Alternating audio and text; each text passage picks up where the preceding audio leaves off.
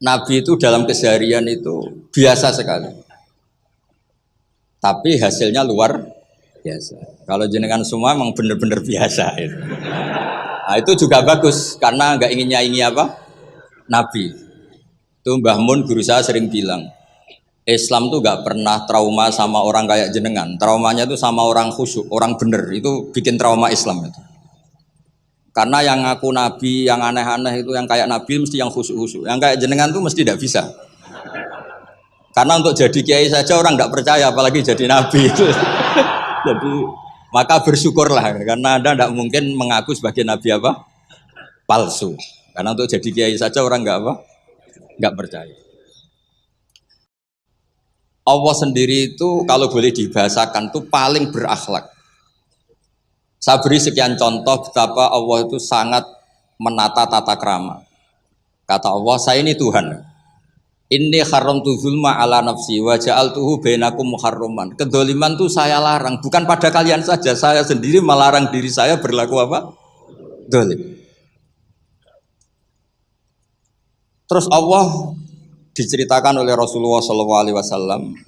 Kata Nabi, Innallaha hayyun karim. Allah itu pemalu. Jadi malu, ini ada Pak Lukman Hakim. Malu kalau ada orang menengahkan tangan, kemudian nggak diijabahi. Saya malu, orang itu sudah ngangkat tangannya, sudah gini kok tidak saya kasih. Terus contoh lagi, ketika Anda merasa aktor pemberi sedekah, aktor apa? Itu Allah mengistilahkan dirinya itu mangdalladzi yuqridu wa qardan hasana. Siapa yang mau menghutangi saya? Ini Allah zat pemilik langit bumi yang punya semuanya, tapi mengistilahkan dirinya siapa yang mau menghutangi saya, siapa yang mau menolong saya, intan surwa hayan surku. Sehingga posisi adab ini yang dipakai di pesantren, di semua tradisi kita. Saya kalau merasa diberi narasumber, mungkin saya tidak mau ngisi karena itu jumawa.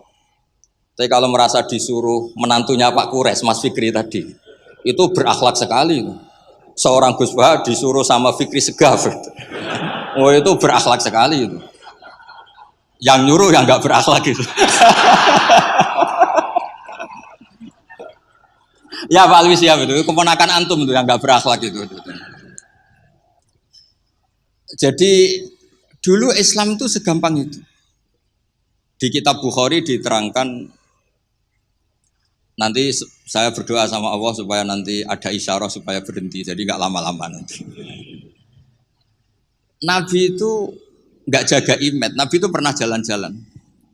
Kebetulan saat itu mau haji. Itu dicegat sama perempuan, Imra'atun bin Khosam.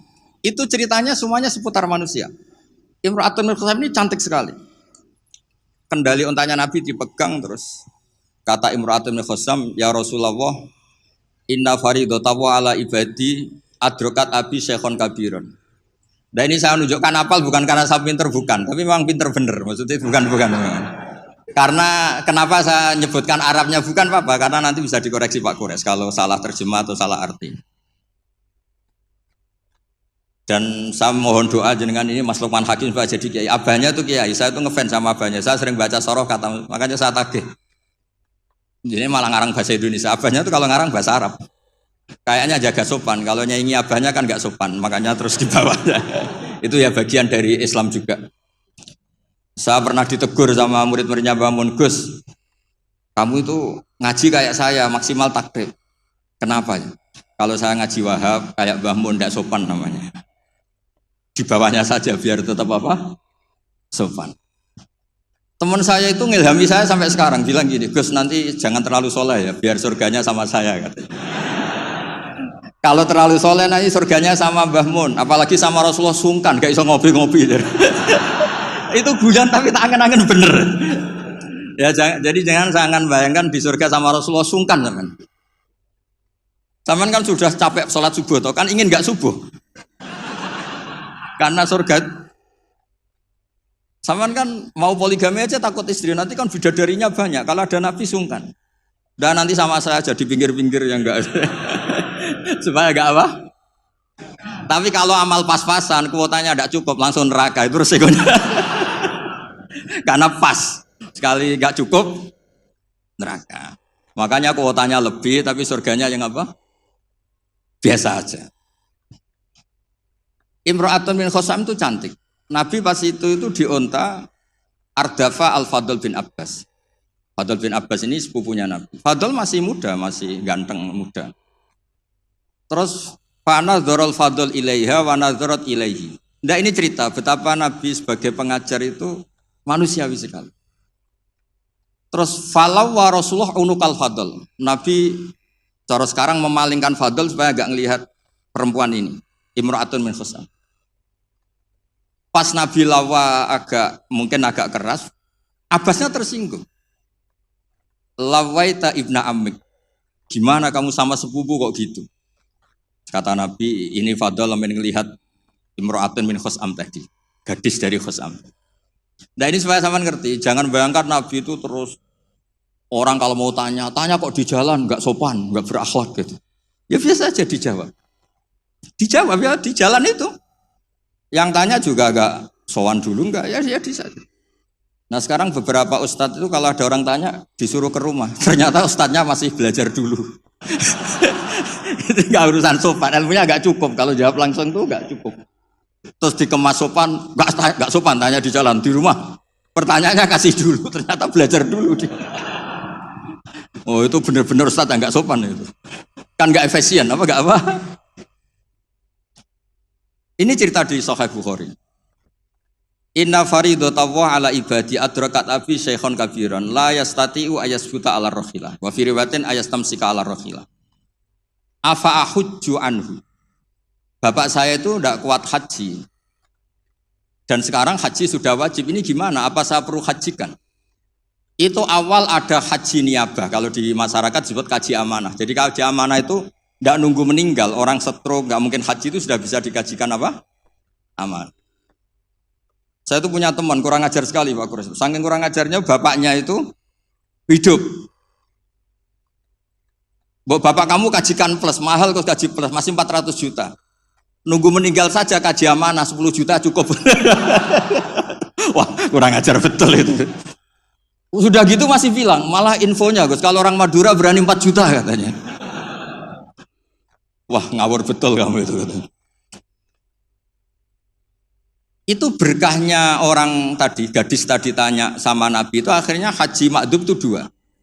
Ini saya ngomong fikih supaya harus aman ngerti fikih. 1 amanat anil mayyit karena memang sudah tidak bisa haji. 2 amanat anil makdum. Kalau di fikih disebut haji apa? Amanat dari makdum. Orang hidup tapi nggak mampu apa? Haji. Terus saya bilang sama tadi yang agak kurang ajar tadi. Ya kurang ajar betul maksudnya. Sini, bapak kamu biar memutuskan haji sekarang meskipun stroke masih bisa ngomong, masih Gus, masih ingat hartanya masih Gus. Suruh haji sekarang, di makdum sekarang. Pak, jenengan harus haji karena mampu, tapi itu enggak iso amanah Pak. Ternyata amanah kalau masih hidup tuh mahal, jual Innova. Walhasil terus sudah dihajikan amanah orang itu meninggal. Mendingan mati Gus, murah tadi masih mahal. Terus saya bilang gini.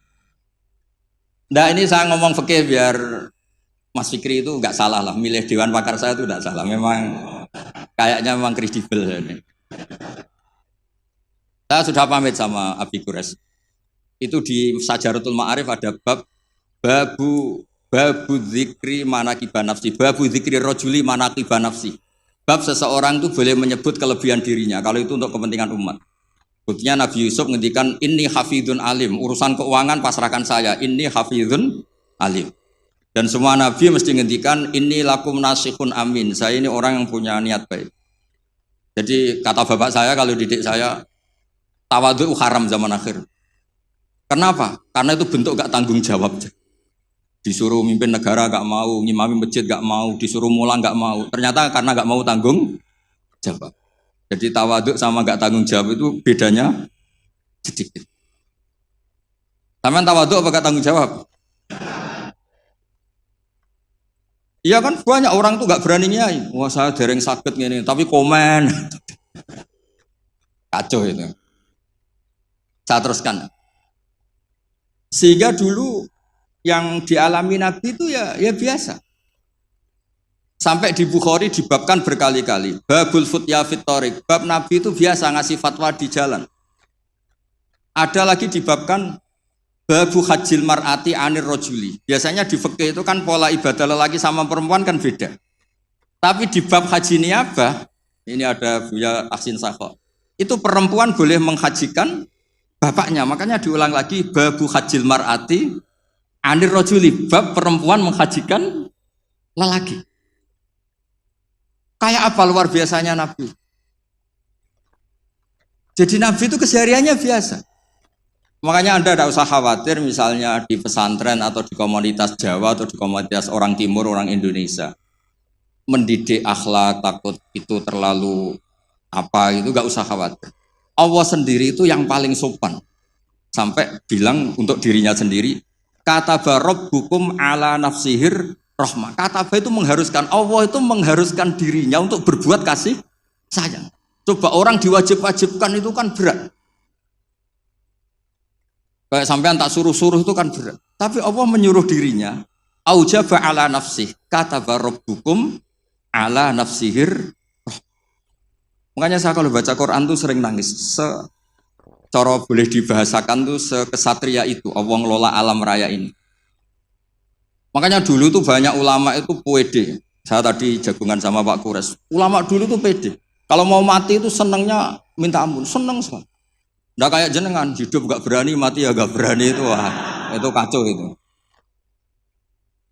Mati itu dulu, ini cerita orang dulu. Kenapa ada tarian Jalaluddin Ar-Rumi, tarian kematian, tapi tidak usah ditiru, nanti dianggap aliran sesat. Karena di Indonesia itu kalau aneh-aneh terus bisa di-SK aliran sesat. Meskipun Pak Menteri tadi sudah pulang, tapi kalau tahu sampean sesat langsung dikasih itu. Itu Jalaluddin Rumi, pas mau meninggal itu santri-santrinya nangis. Terus kata beliau, kamu harusnya nggak usah nangis, kamu harusnya seneng. Kamu punya guru yang sekarang mau ketemu sama yang sangat dicintai. Kamu itu santri bodoh betul. Gurunya mau ketemu yang dicintai kok kamu nangis. Ayo, tertawa semua. Tapi kalau kamu praktekkan, di Bengkolang orang banyak kamu. Itu akhirnya santrinya senang gurunya. Alhamdulillah, guruku meh mati, alhamdulillah.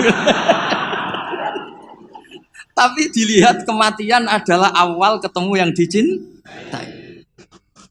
Lah begitu itu ya bersanad.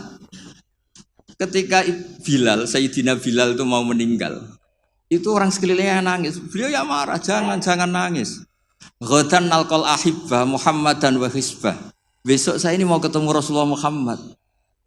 Kamu gak usah nangis. Ghadan nalqal ahibbah Muhammadan wa hisbah.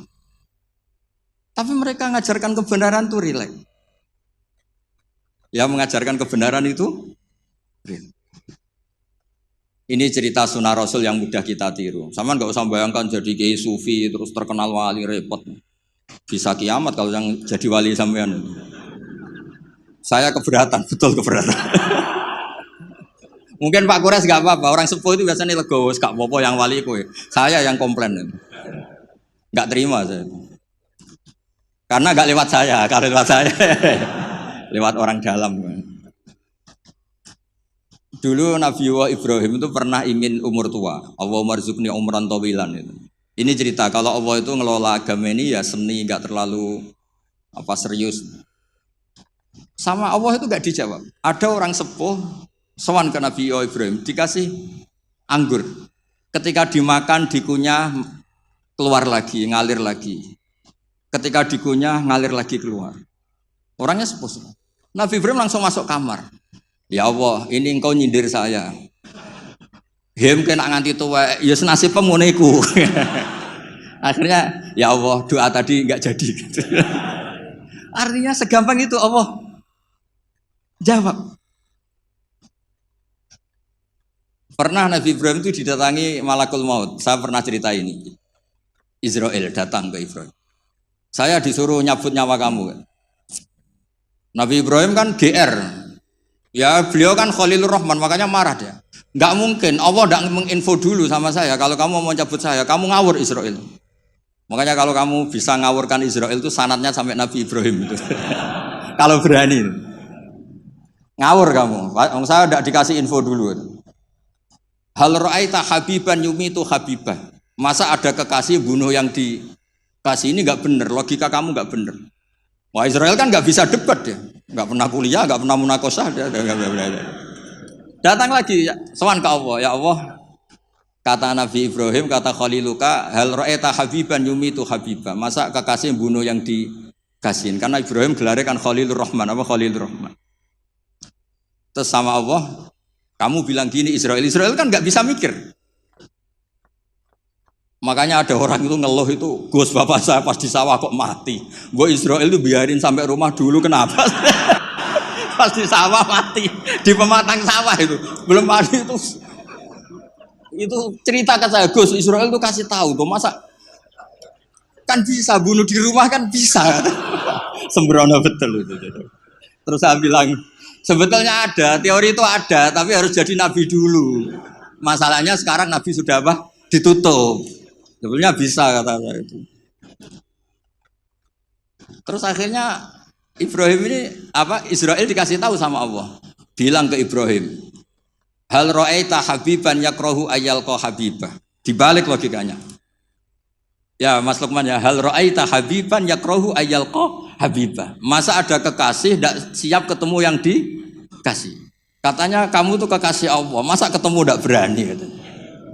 Oh, ketika langsung Nabi Ibrahim marhaban, oh ya gitu. Masalahnya Anda tidak kekasih Allah. Makanya jangan mati dulu. Nunggu di ACC jadi apa? Kekasih. Nanti baru mati. Jadi intinya beragama itu rileks, ada diskusi, ada somasi, ada komplain. Enggak apa-apa. Yang penting ini karena merasa nyaman dengan Allah Subhanahu wa taala. Makanya Nabi itu paling senang sama orang-orang desa itu. Saya ini meskipun banyak baca kitab, tapi sudah memutuskan Islam saya itu gaya Arabi, gaya orang-orang kampung sing badawa itu enggak priayi lah. Karena yang masuk surga awalan itu yang orang-orang enggak priayi itu. Karena malaikat repot tuh kalau ngadepi orang-orang enggak priayi ini. Saya pernah ada guru ini, betul ini kisah nyata, ada guru mau dipidanakan gara-gara buka tes SD loh Pak Kures, kan sudah disegel. Sama dia dibocorkan supaya santrinya lulus semua, SD-nya lulus semua. Kan dikomplain mau dipidanakan. Ya karena saya di daerah saya kan ketua suku lah termasuk itu. Walhasil musyawarah sudah sowan Gus Bak dulu. Ternyata dalilnya tuh ngawur betul. Gus, nak gak apa-apa ya, buka gini gak apa-apa. Kenapa gak apa-apa? Ujian mungkar nakir dibuka kiai aja gak apa-apa, apalagi ini ujian. Ujian mungkar nakir kan sudah dibuka, amar buka. Masa ujian SD gak boleh? Wah, kepala sekolahnya kan pusing. Jangan Gus, jangan diturutin, ini kacau. Ya saya bilang akhirnya, ya masalahnya kepala sekolah sama polisi itu tidak mungkar nakir. Jadi ya beda, gitu Gus ya tak kira sama Gus. Dari ujiannya mungkar nakir saja bisa dia apa? Dibuka, bisa dibocorin, masa ujian SD tidak boleh katanya. Makanya repot, kena orang-orang kayak gitu tuh repot. Nah orang Arabi itu logikanya seperti itu. Tapi jangan ditiru ya, tadi yang di Indonesia enggak boleh tetap kalau bisa di penjara kamu. Sudah miskin di penjara repot nanti. Sudah repot nanti. Ya kalau kaya kan agak bisa gimana gitu. Kalau miskin kan agak susah itu. Ya agak gimana mana pokoknya kalau itu segampang itu.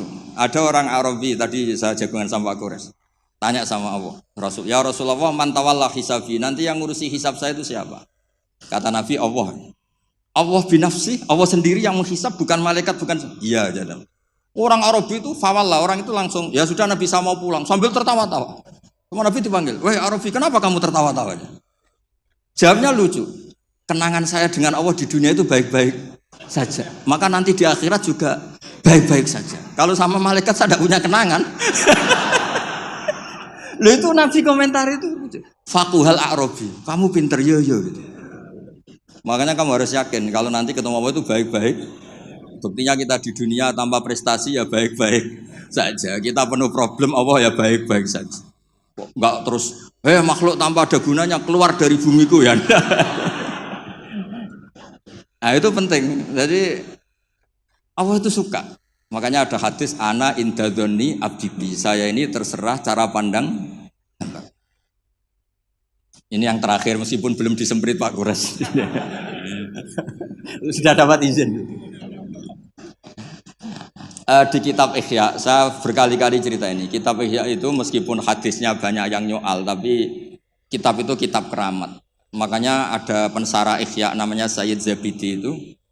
Beliau sering ngendikan hadal hadis min haisul matnu dhaif, lakinnahu masyhurun wa yu'adituhu fil makna al ahadits as-sahihah. Jadi intinya itu hadis ini secara teks memang masalah, tapi secara makna dikuatkan oleh sekian riwayat-riwayat yang apa? Sahihah. Jadi yang dhaifnya itu hanya min haisul lafdu atau hadal lafdu bi ini masalah, tapi min haisul makna itu enggak masalah.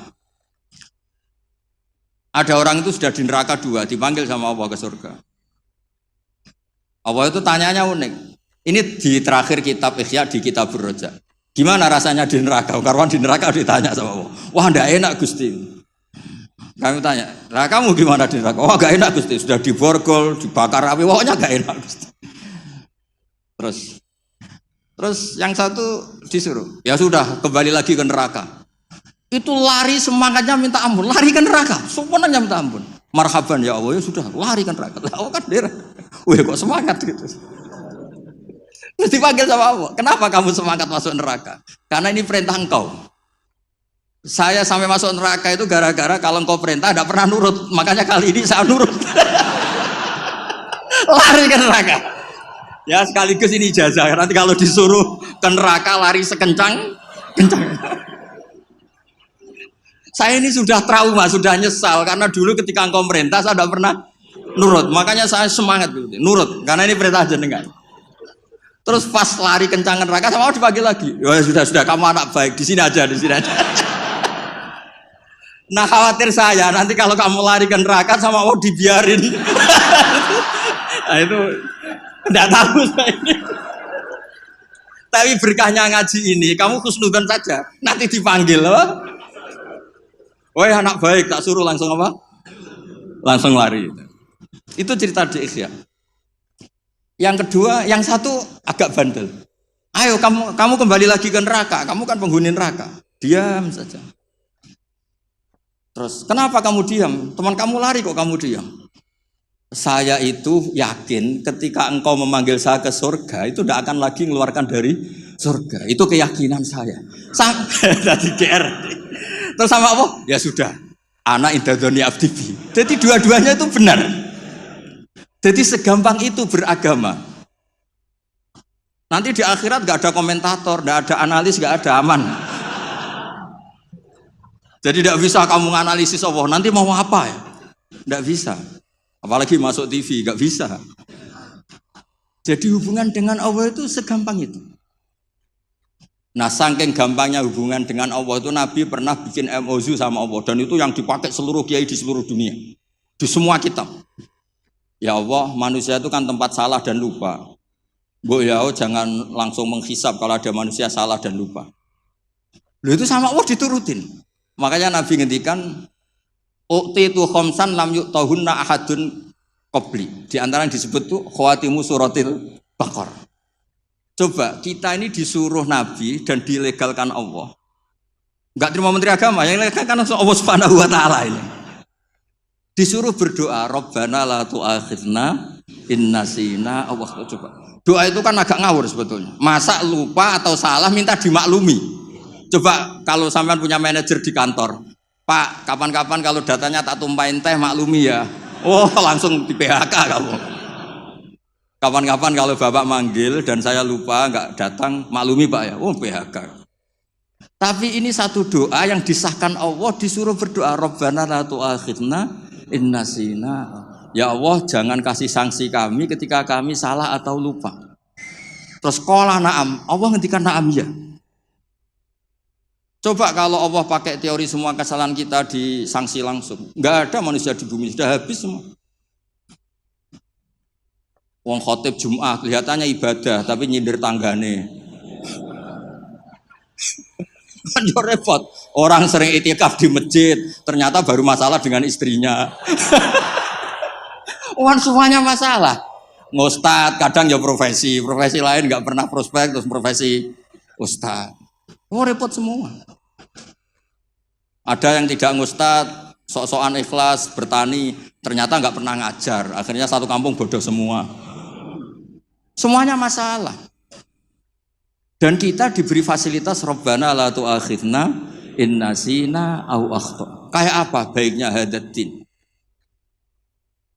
Makanya belum ada kata yang ngarang Hikam Ibnu Athaillah sekarang, enggak ada sebaik Allah. Kalau orang lain maklumi kamu karena enggak tahu borok kamu, tapi Allah ini tahu borok kamu, tahu salah kamu, tapi tetap maklumi.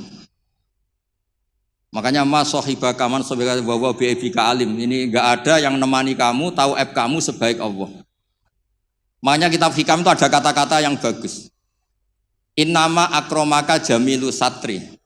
Ketika kamu terhormat itu sebetulnya saking pandai-pandainya Allah menutupi aib kamu. Coba misalnya rata-rata ini bapak-bapak, ibu-ibu nikah sama perempuan itu pilihan terakhir apa pilihan sejati? Terakhir kan? Coba itu kalau direkam, saya sebetulnya cinta ini tapi nggak dapat ya dapatnya. Terus itu terekam. Kayak apa prahara keluarga itu? Saya sebetulnya ingin ini tapi gak kesampaian, akhirnya sedapatnya. Istri kamu ya ada rekaman gitu, mertua kamu ya punya rekaman itu. Sebenarnya saya gak suka sama mantu ini, tapi berkali-kali ikhtiar dapatnya ini. Coba kalau orang Indonesia mulai zaman Pak Karno sampai sekarang terekam. Wah, melihat Swiss atau Finlandia, negara semakmur itu, nyesal jadi orang Indonesia. Wah, bisa langsung dicabut tuh paspor kamu. Jadi semua kebaikan yang kita nikmati sebetulnya innama akromaka jamilu satri. Kita ini begitu terhormat karena baiknya Allah menutupi aib kita. Coba kalau aib kita dibuka, cara diskusi kita, logika kita dibuka. Ya contoh gampang suami istri. Rata-rata orang nikah itu pilihan terakhir apa pilihan sejati? Loh, jujur semua. Nah ini istri kamu udah datang, tenang saja. Semua perilaku sosial kita mesti begitu. Makanya innama akromaka jamilus satri. Makanya doa-doa kita mustur aurati wa amin rawati. Lah terus kitab Hikam mengajari kita begini. Ajhalun nas man taraka yaqina ma inda lidhonni ma indan nas. Bodoh-bodohnya orang itu yang meninggalkan keyakinan dirinya karena dia tahu betul tidak sesoleh itu. Hanya karena pencitraan atau komentar orang banyak. Misalnya gini, saya seorang ustadz. Mungkin orang lain ngira kan ustadz tuh bersih, steril, gini-gini. Padahal si ustadz ini ngerti dia punya masa lalu, dia tidak maksum, dia tidak nabi. Harusnya dia itu lebih berkeyakinan tentang apa yang pernah dialami sehingga dia tetap sopan, tetap menghormati orang. Jangan menurut persangkaan orang banyak yang anggap dia itu bersih. Jadi misalnya gini, Anda dosen di IAIN atau UIN atau di pondok atau di kampus apa saja, atau Anda menteri, ada presiden, siapa saja. Sebetulnya kan setelah kita jadi dosen mungkin kita ngomong, oh ngajar itu ibadah, mencerdaskan bangsa gini-gini. Ternyata mungkin Anda ini cita-citanya itu jadi pengusaha, berhubung gagal daftar jadi dosen. Banyak tuh teman-teman saya yang jadi ustadz, Gus aku bisnis bolak-balik gak kasil Gus, jadi ustadz malah jadi kiai. Kalau itu dibuka Allah semua habis. Misalnya keluarnya menteri, wah enak jadi menteri, ditegar-tegur tok mbek presiden. Kalau itu direkam, wong saya ini cerita saya terakhir. Saya itu pernah ketemu Kiai sepuh Pak Guru, sepuh sekali, temannya Bapak. Datang ke saya. Agak kacau betul ini, mentang-mentang temannya Bapak sama saya itu gak bosok. Saya tetap cium tangan untuk temannya Bapak. Pas rame-ramenya MUI ngaramkan rokok itu. Gus saya ini mau tanya jenengan, kalau jenengan jawab haram tak lawan. Waduh. Kalau jawab haram tak lawan katanya. Kalau jawab halal tak ikuti katanya. Yang saya senang dari cerita dua kiai sepuh ini begini. Saya ini kiai sepuh Gus. Saya ini hiburan saya itu rokok. Rokok di pojok musola. Habis maghrib sampai jam 10. Kalau istri sudah tenang, nggak berontak baru pulang. Karena kalau belum ngantuk itu bawaannya ngomel kan. Ini yang cerita dua orang ini.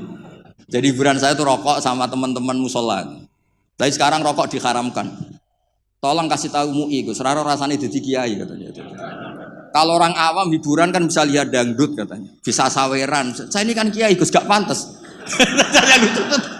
Hiburannya hanya rokok. Gitu aja kok diharamkan. Ya sudah bah halal kata saya. Oh itu senengnya bukan main. Setelah itu kemana-mana bilang kata Gus Pak halal gak, waduh. Alasannya itu hiburannya katanya. Jadi saya semenjak jadi kiai itu ya sering dapat orderan fikih itu. Ya maksud saya beragama itu mudah. Yuridu wa bikumul yusra wala yuridu bikumul usra. Jadi ana intadoni abdi. Makanya sampean harus yang seneng, yang ceria. Karena ini untuk ngelawan setan. Setan tuh suka kalau orang Islam tuh susah, kemudian menyalahkan agama ini, menyalahkan sistem alam raya ini sehingga tidak ridho dengan kodok. Makanya disebut innaman najwa minasyaitoni liyahzunal ladzina amanu. Jadi kalau pikiran yang ngajak susah itu minasyaiton. Berarti yang ngajak seneng itu minallah. Makanya saya ini ustadz beneran ini karena ngajak orang seneng itu. Kalau yang ngajak susah itu masalah itu. Wong jelas di Quran la tahzan, jangan susah. Enggak ada di Quran la tafrah itu enggak ada. Yang ada qul bi fadlillah wa bi rahmatihi fa bidzalika falyafrahu. Ya saya pernah dikomplain sama kiai-kiai yang khusuk-khusuk Pak Kores. Gus ini nanti kalau maghrur orang gara-gara ngaji jenengan isane seneng tok terus tahu susah. Terus saya bilang masalah ya apa? Kalau enggak tahu susah sampai akhirat kan bagus kata saya. Terus tapi itu saya enake dhewe fasik. Oh nak fasik ku wis asli sedurunge ngaji aku wis fasik. Kok nyala-nyalain saya kata saya. Nah ini penting ya supaya jenengan itu beragama itu rileks nyaman karena Allah itu suka sekali menghitung nikmatnya itu suka. Dulu ada orang Arabi datang ke Nabi itu gak punya apa-apa. Terus tanya, ya Rasulullah engkau menyuruh saya syukur, saya ini gak punya apa-apa. Nyukuri apa? Istri gak punya, harta gak punya, semuanya gak punya. Saya nyukuri apa? Nabi itu ngelihat sandalnya di padang pasir kan panas. Lah itu 2 sandal kamu. Kalau kamu gak punya ini panas. Oh iya ya Gusti, alhamdulillah. Hanya punya sandal itu. Ya kayak sampean itu kan ceria, punya nekat saja cukup lah. Kenapa seneng? Gak usah alasan, nekat saja pokoknya penting. Ya jadi sekaligus ijazah, jadi yang dihitung apa itu alam nasroh, hati lapang. Terus kul bi fadlillah wa bi rahmati fa bidzalika. Bapak saya itu paling sering mensyariatkan seneng. Kalau pagi ngajak jalan-jalan saya itu, kalau ada orang miskin itu di warung nongkrong, rokoknya 1 aja hutang, 1 ler aja hutang. Terus ngomong itu seakan-akan dunia miliknya. Itu kata bapak, itu hamba paling dicintai Allah. Kalau presiden orang kaya seneng itu kan wajar, alasannya jelas. Ini nggak punya alasan untuk seneng. Sudah biar tetap seneng gitu. Nanti kalau gugat Allah malah repot kata. Kalau gugat Allah malah apa? Repot. Lu itu betul. Orang itu masih hidup kalau ketemu saya. Gak enak Gus dadi jenengan dadi kiai. Nakal ra pantes, gak mulang gak pantes. Enak dadi kula Gus. Apa wae pantes. Wah, repot. Ya sudah gak apa-apa. Sementing kamu gak gugat Allah kata saya itu. Karena tadi ketika orang-orang miskin dikelola nyuwun sewu orang yang tidak bertuhan, ini terus malah yang digugat Allah Subhanahu wa ta'ala. Makanya Sayyidina Umar dari sekian sanad, ini biar kita sepak kures. Dari sekian sanad yang saya terima dari guru-guru saya, dari Mbah Mun, dari itu Sayyidina Umar itu punya riwayat dari Rasulullah itu unik. Innallaha kallafani an asrifa an hudu'a. Ya saya ulang lagi. Innallaha kallafani an asrifa an hudu'a. Allah itu memaksa saya supaya apa-apa itu gak melibatkan Allah. Karena kalau apa-apa melibatkan Allah, kalau Allah kuasa kenapa ada orang miskin? Kalau Allah kuasa kenapa ada orang terlantar? Malah repot semua. Orang dilatih Islam menyalahkan dirinya sendiri. Rabbana dzolamna anfusana. Makanya Umar terus pidato, jika ada orang yang tidak makmur ketika saya jadi khalifah, salahkan Umar, jangan nyalahkan Allah. Anda punya pemimpin yang tidak becus. Kalau Sayyidina Ali mirip cuma agak kacau. Diskusinya agak kacau. Tapi kacau ilmiah tetap bagus. Ada orang lapor, ya Ali, ketika kita dipimpin Umar, dipimpin Abu Bakar, Umar baik. Kenapa setelah kau pimpin kacau? Konflik, kata Ali. Ketika Abu Bakar Umar mimpin, itu rakyatnya baik-baik kayak saya. Pas saya mimpin, rakyatnya kayak kamu.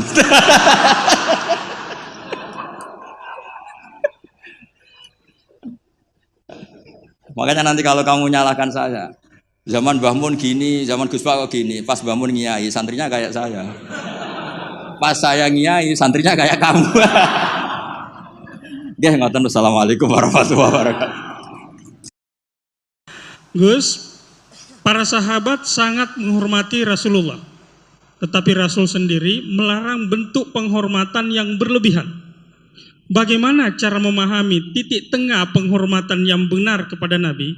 Dan dalam konteks ulama yang disebut sebagai warasatul anbiya, bagaimana memastikan penghormatan kita kepada kiai, guru, ustadz dan sebagainya tetap dalam koridor adab, tawadu yang tetap memakai nalar kritis, bukan berubah menjadi ketakutan, ketergantungan, atau kepatuhan tanpa berpikir.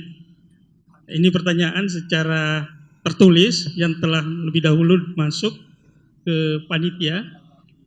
Ya, dijawab dulu atau? Ya. Bismillahirrahmanirrahim. Ini pertanyaan yang mudah dijawab, asal sampean nggak punya sentimen. Biasa aja. Saya ini kan kata orang banyak, saya ini kan ya Gus, ya Kiai, ya Gus asli. Bapak saya Kiai, bapak saya Kiai. Tapi ya nggak ingin dihormati berlebihan. Buktinya disuruh Mas Fikri ya mau saja. Di pidatoni Pak Nazar ya saya dengerin. Kan berarti saya juga sopan itu. Jadi begini ya. Ini yang harus diketahui, bukan sekedar sunat harus. Nabi itu sering memaklumatkan diri, innama ana basarun, saya ini manusia. Karena beliau jadi Nabi setelah Nabi Isa yang dihormati sedemikian rupa. Ya, terus Nabi itu ya memperlihatkan kalau sering tersinggung. Misalnya ada orang yang nggak suka sama Said Abbas pamannya, Nabi ya tersinggung. Kalau nggak suka keluarganya tersinggung. Tapi setelah itu Nabi membenahi dirinya sendiri bahwa saya ini Nabi, rujukannya hak, bukan sentimen keluarga. Nah sahabat juga sama ya, hormat sekali sama Nabi, tapi tetap kaidahnya itu la tutruni kama atrot an-nasoro, ya kamu jangan berlebihan sampai mentaklih, sampai menuhankan. Kalau hormat yang berlebihan dengan arti loyalitas atau bahasa tubuh, itu ya mulai dulu ada ya di semua tradisi. Sampai lihat di kerajaan-kerajaan atau di film-film Cina itu kan semua, baik versi ketua suku maupun ketua geng, ketua apa saja kan ya dihormati oleh anak. Tapi yang unik dari Nabi itu penghormatannya itu malah mengarah ke Tuhan. Misalnya begini, tadi Pak Quraisy cerita banyak tentang syarat sahnya jadi saksi. Ini penting, sampai nang bus warga ben gak repot. Engko swargane ndek-ndek wae, tapi nanti kalau sama Nabi nggak bisa bercengkrama sama bidadari, sama sungkan. Nanti tak carikan bidadari yang cerewet kayak istri kamu. Kayaknya nggak ada ya. Berarti trauma kamu sama istri itu. Kalau saya inginnya ya yang mirip lah. Biar apa? Kenangan.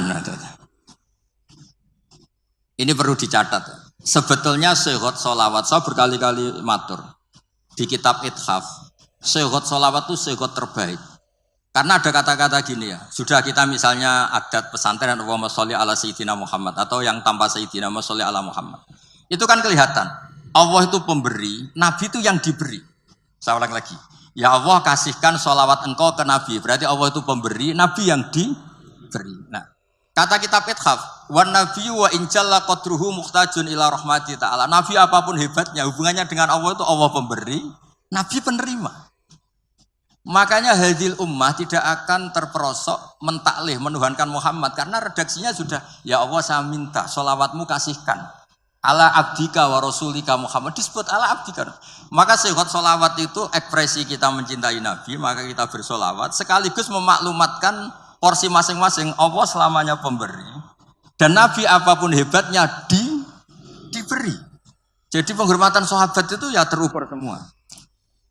Lah nanti kultur-kultur tertentu di daerah tertentu, misalnya di Kesultanan Jogja atau Kesultanan Maluku, semua di pondok, di apa-apa. Saya yakin semua orang soleh itu inginnya semuanya proporsional.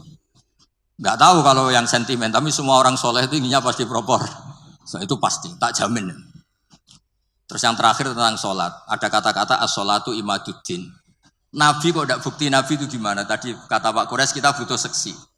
Ketika beliau jadi Nabi dan diikuti banyak orang, yang jadi ukuran ajaran terbesar beliau itu apa? Sholat. Dan sholat itu nyuruh apa coba? Allahu akbar kabira walhamdulillah katsira subhana rabbiyal azim subhana rabbiyal a'la. Ketika itidal rabbana walakal hamdu. Masa ada seorang manusia bikin satu ritual yang semuanya itu muji Allah. Itu kalau enggak nabi enggak bisa. Sampai antak kayak hak gawe wiridan mantra nguntungno sampean dhewe mesti. Sampean misalnya tak angkat jadi tokoh spiritual kula. Wah lara kula mesti.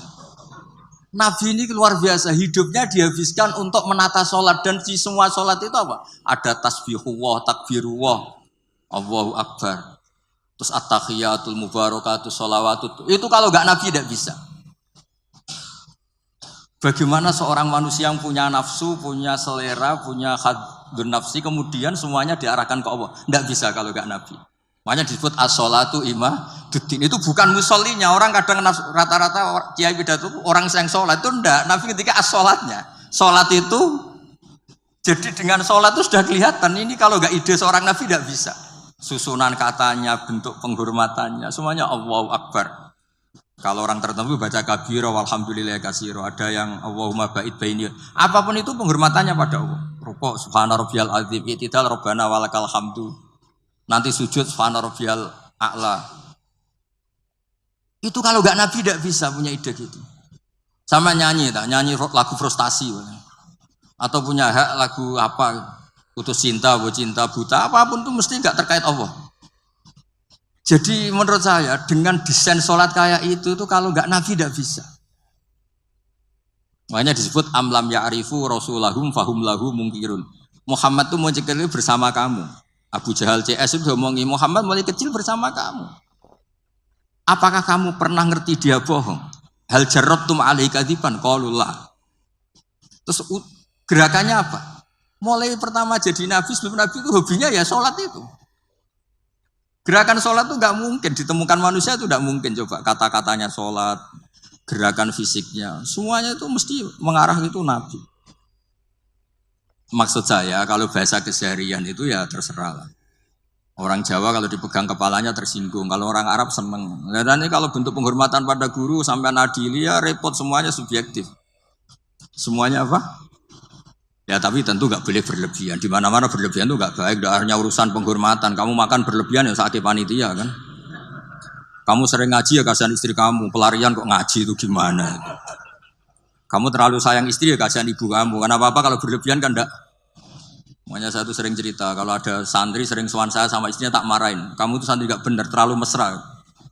Ternyata betul. Selang beberapa hari ibunya datang. Ya Gus, Jokrabi lali kulo setelah menikah lepas saya. Ya karena berlebihan itu. Kayak orang kok seneng ngaji, bahaya itu mesti. Agak-agak banyak masalah. Ini bukan suudon, soal yakin. Tapi bagus, pelariannya kok ngaji. Coba sekarang misalnya istri sampean sedang mesra terus ngajak liburan ke Australia, milih ngaji Gus Pak apa ke Australia? Ayo jawab. Sedang mesra-mesranya, Pi, ayo main ke Australia, mumpung saya uangnya banyak. Sudah kamu tak traktir, ngaji apa liburan? Oh yang bener. Yang jujur gitu loh. Ya tapi nggak apa-apa, ngaji itu sudah bagus. Mulai dulu ya gitu, mulai dulu ya. Sayyidina Ali itu kalau ke masjid itu sedang bentrok sama Sayyidah Fatimah. Kalau enggak ya di rumah sama Sayyidah Fatimah. Artinya itu manusiawi. Makanya Nabi tanya, mana suamimu? Baini wa bainahu syai'un, tadi ada geger sama saya, makanya enggak di rumah. Terus ternyata tidur di masjid. Kalau kata KNO karena bayangkan ada beduk, tidur di bawah beduk. Padahal masjidnya Nabi tidak ada beduk. Terus ya abad turab. Ya dulu itu biasa orang ke masjid itu karena uzubah, belum nikah kayak Abdul bin Umar atau Ali baru masalah dengan Sayyidah Fatimah. Sekarang ya alhamdulillah banyak yang teruskan itu. Kalau sedang banyak masalah ya sering ke masjid, kalau enggak ya enggak. Itu sanadnya mutasil itu. Jadi beragama itu ya untuk manusia biasa aja. Sementing tauhidnya ditata. Tadi kata Pak Quraisy kalau iman sama Rasulullah Muhammad Nabi ya syahadahnya di minimal syahadat tadi. Orang punya ide menemukan sholat itu kalau enggak seorang nabi itu tidak bisa. Coba kalimat sholat itu menguntungkan nabi apa menguntungkan Allah? Kalau boleh dibahasakan. Semuanya mengarah ke Allah. Bahkan hubungannya nabi dengan Allah itu kita katakan apa? Allahumma sholli, ya Allah kasih. Nabi saya ini kasih rahmatmu. Tetap saja hubungannya Allah pemberi, Nabi diberi, penerima. Jadi nggak mungkin agama ini kebablasan sampai menuhankan. Nah, masuk surga pun dengan rahmatnya Allah. Sampai Nabi ngintikan kamu tidak masuk surga karena amal kamu. Wala anta ya Rasulullah, juga engkau tidak masuk surga karena amal engkau. Wala ana illa ayataghammadani ya Allah bi rahmati. Kayak apa? Segalanya itu Allah itu kayak. Keren kan jenengan? Keren. Sekarang ngrungokno ngaji. Nggih, kasih. Illa ayataghammadani ya Allah bi rahmati. Baik Bapak dan Ibu sekalian, silahkan Bu dan sebutkan namanya, dari mana, dan singkat ya. Assalamualaikum, saya Ibu Wahyu dari Depok. Mau tanya ke Gus Baha, mau bagi ilmu sakleknya Gus. Dalam ibadah, segala ibadah itu kan tergantung ikhlas. Ikhlas itu kadang hati ikhlas, pikiran enggak. Kadang pikiran ikhlas, hati enggak. Nah itu cara nyingkronin itu gimana Gus Baha? Makasih. Assalamualaikum warahmatullahi wabarakatuh. Terima kasih Bu ya. Langsung dijawab sama Gus Baha. Ya ini alhamdulillah ada yang berani tanya ikhlas. Ini semua yang datang juga agak ikhlas. Karena ikhlas itu makom yang susah. Tapi justru itu tantangan apa? Jadi kalau tadi asmani siapa? Pokoknya dari Bogor tadi ya, dari mana? Depok ya dari. Depok ikut Bogor apa Jakarta? Sebut apa ya? Pokoknya ikut dunia lah pokoknya. Jadi begini, ini sekaligus mengertikan teman-teman dari BG, alumni semuanya yang hadir. Ikhlas itu nomor kesekian, yang penting protap ibadahnya itu benar. Misalnya gini, Anda sholat tidak ikhlas tapi jamaah, nggak ikhlas, ingin dapat pujian tapi jamaah. Itu di situ kan ada pengakuan kalau itu wajib. Jadi selalu ada kebaikan dalam kebaikan, meskipun tidak ideal. Misalnya Anda jamaah tidak ikhlas, tapi mengekspresikan diri sujud, mengekspresikan diri ruko itu sudah luar biasa. Makanya sebagian ayat ini Pak Kures sangat paham. Ada mukhlisin, ada mukhlasin. Sebetulnya ada harapan kalau Allah ingin menghendaki kita tidak ikhlas tapi dimukhlaskan, dimurnikan sama Allah. Karena berkahnya protap yang benar. Misalnya gini, saya sedekah sama fakir miskin tidak ikhlas, ingin jadi DPR, kayaknya saya ada potongan tapi. Atau ingin nyalon bupati, kan tidak ikhlas. Tapi berkahnya ini hal yang manfaat. Saya didoakan sama fakir miskin ini karena tak kasih sesuatu yang manfaat. Jadi menurut saya Anda jangan hanya ngaji ikhlas, juga ngaji pentingnya amal soleh itu pasti bermanfaat. Sama lagi pentingnya amal soleh itu pasti bermanfaat. Makanya di Quran tuh sering seorang nabi dipuji innahu min ibadinal mukhlasin, pakai isim maf'ul, yang dimurnikan. Sama lagi mukhlasin tuh yang dimurnikan. Saya beri contoh, tapi Pak jangan niru, terutama yang muda-muda ini, yang masih puber-puber bahaya itu, kalau ditiru. Zulaikha itu cantik, cantik banget.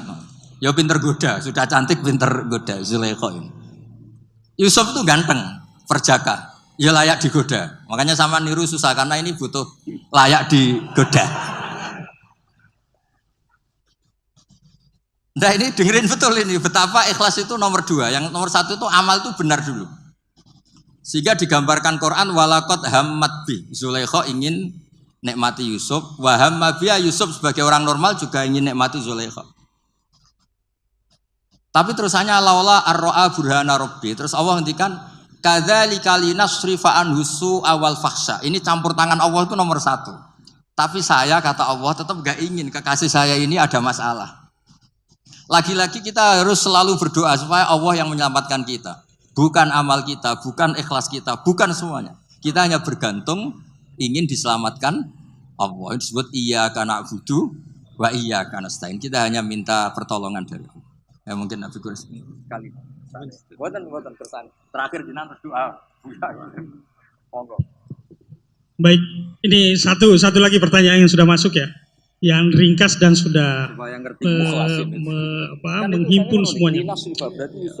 Dan sekaligus sebagai kesimpulan dari pertanyaan kita hari ini untuk Gus Baha dan Abi Quraisy. Ya ini Abi Quraisy adil. Ya, ini pamungkas benar ya. Bagaimana cara terbaik kita dalam meneladani Rasulullah zaman now, zaman sekarang?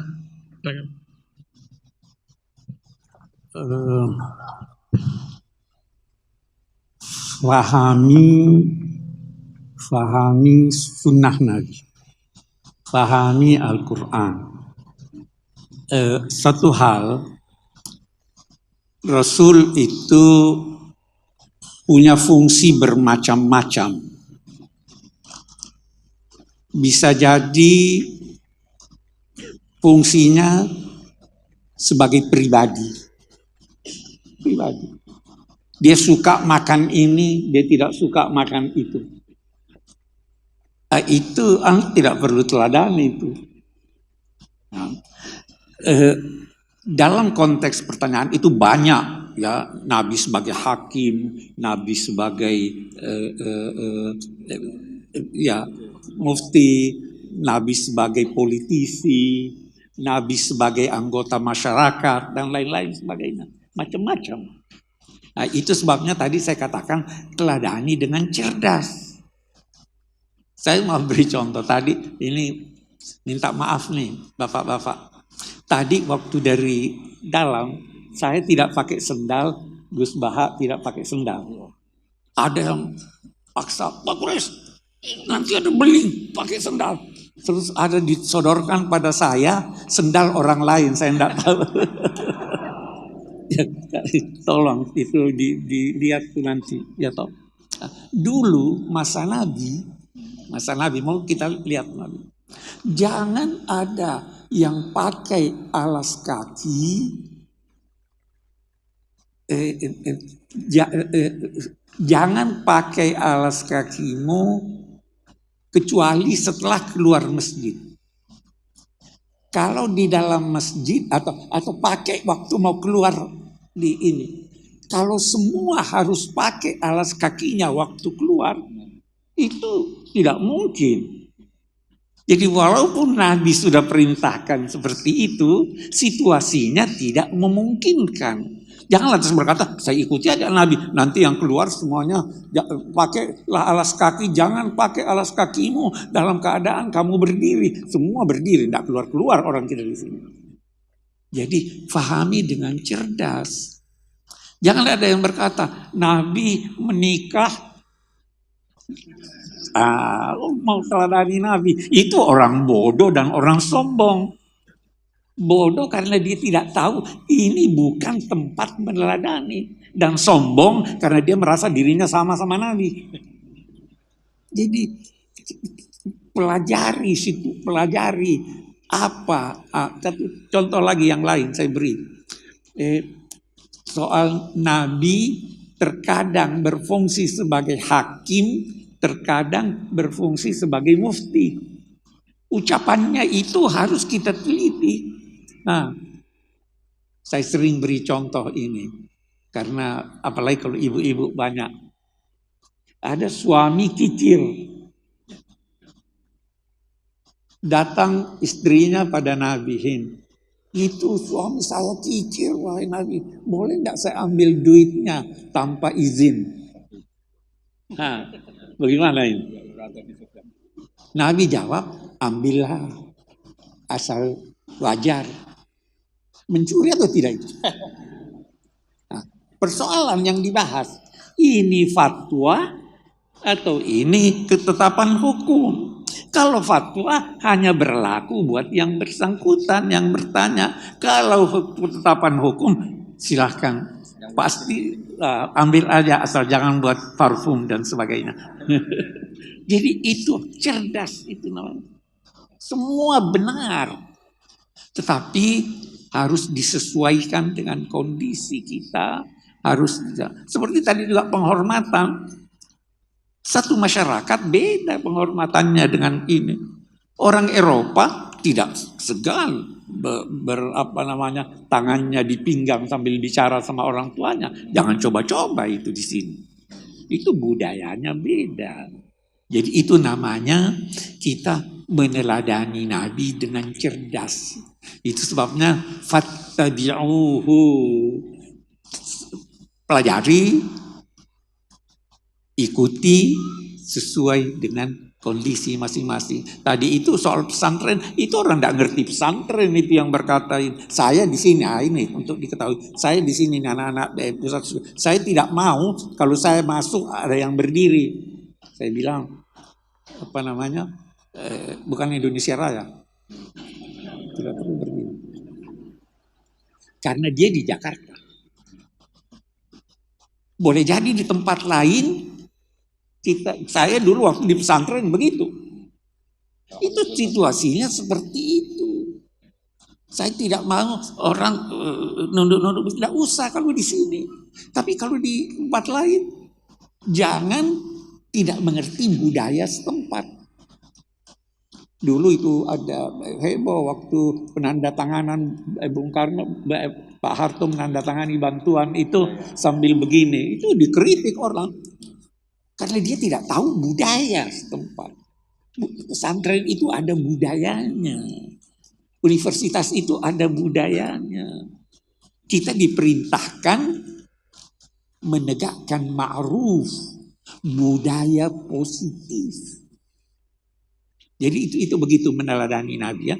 Jadi cerdas, harus cerdas. Oke deh, saya kira itu. Mau doa dulu. Pak Asin.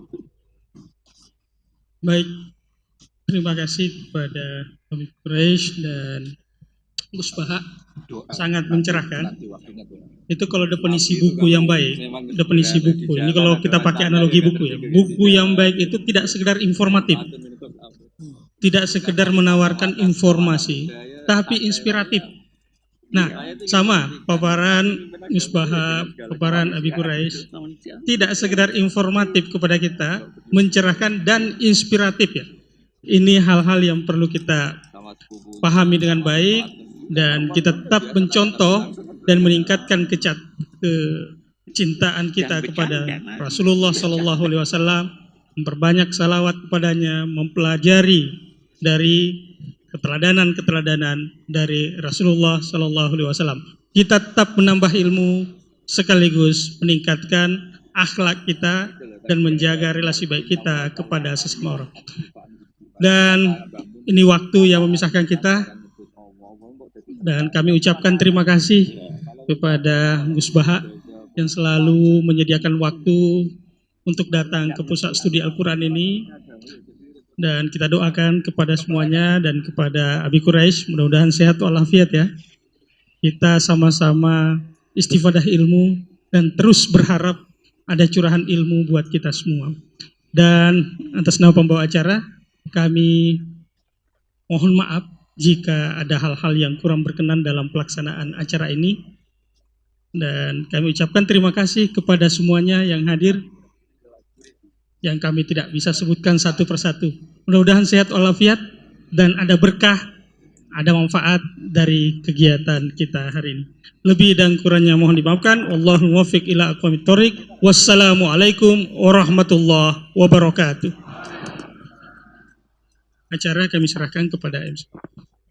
Baik, terima kasih kami ucapkan kepada guru-guru kita semuanya, kepada Abi Quraish Shihab, kepada Gus Baha, dan juga kepada Ustadz Syahrullah. Dan juga kami mengucapkan selamat datang kepada Bapak Nusron Wahid, Menteri Agraria dan juga BPN.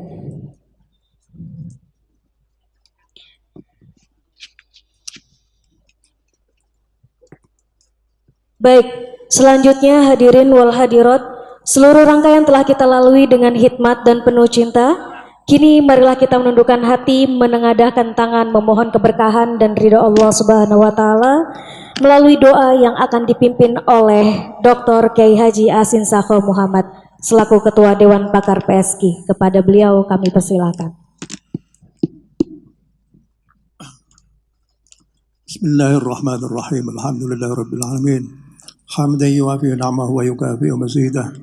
Ya Rabbana lakal hamdu wa lakal syukur kama yanbaghi لجلالك وجهك وعظيم سلطانك اللهم لك الحمد حمدا كثيرا طيبا مباركا فيه سبحانك لا نحصي ثناء عليك انت كما اثنيت على نفسك ولك الحمد حتى ترضى ولك الحمد إذا رضيت ولك بعد الرضا اللهم لك الحمد كله ولك الشكر كله بيدك الخير كله وإليك يرجع الأمر اللهم صل صلاة كاملة وسلم سلاما تاما على سيدنا محمد الذي تنحل به العقد وتنفرج به الكرب وتقضى به الحوادث ولا به الرقاب حسن وخواتم واستسقى لهم به الكريم وعلى نصره في كل لمحة ونفس بعدك كل معلومات ربنا لا تدع لنا في مقامنا هذا ذنبا إلا غفرته ولا عيبا إلا سترته ولا هما إلا فرجته ولا عدوا إلا هلكته ولا دين إلا قضيته ولا مريض إلا شفيته ولا ضالا إلا هديته ولا عائلا إلا غنيته ولا فساد إلا صحته ولا صدق إلا رحمته ولا حاجة من حوائج الدنيا والآخرة التي رضى لنا فيها صلاة إلا قضيتها ويسرتها إنك تهدي السبيل وتجب الكثير وتغرق يا رب العالمين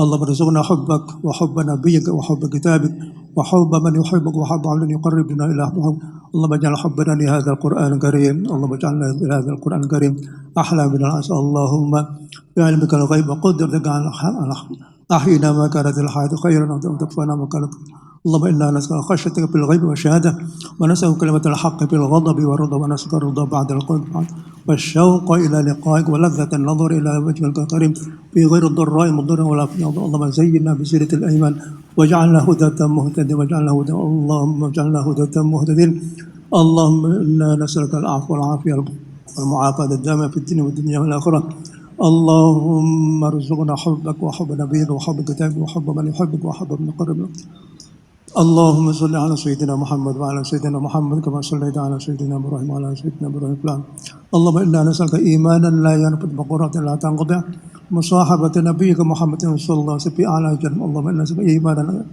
ايمانا بشر قولك ونقول من الصادق انك على كل شيء قدير يا حي يا قيوم برحمتك نستغيث واصلح لنا شاننا كله ولا تكلنا الى انفسنا طرفة عين ولا اقل من ذلك ربنا هب لنا من ازواجنا وذرياتنا قرة اعين واجعلنا متقين اماما اللهم اجعل هذه المؤسسة مؤسسة دار قدام مؤسسة موضوع انك على كل شيء قدير اللهم بارك لنا في مؤسستنا هذا اللهم بارك في مؤسستنا وارزق الخائبين القائمين فيها ارزقنا القائمين فيها ربنا عليك توكلنا واليك الابدا واليك المصير ربنا اتنا في الدنيا حسنة وفي الآخرة حسنة وقنا عذاب النار وصلى الله على سيدنا محمد الحمد لله رب العالمين.